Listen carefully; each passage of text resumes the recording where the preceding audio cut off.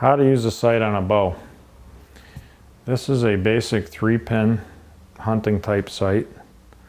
Has a round pin guard, fiber optic pins that are very bright and easy to see, a bubble level to help you know that you're holding your bow squarely when you're at full draw.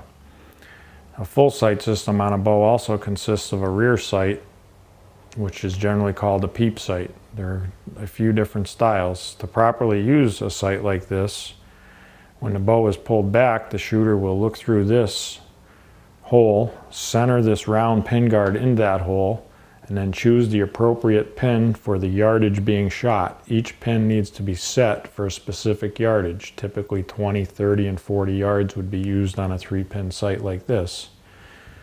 So the shooter will look like this at full draw, looking through the hole and looking through the sight.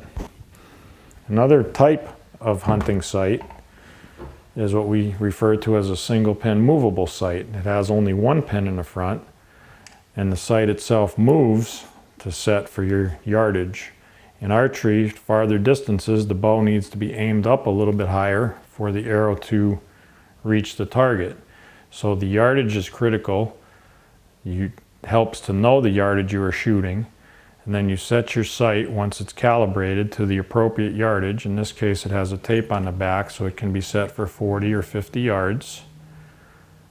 And then when you draw and shoot, you center your pin and your peep sight in the rear, put the desired pin on the target, and with a proper release, the arrow should technically hit the target you're trying to hit. And those are two common sights used on bows.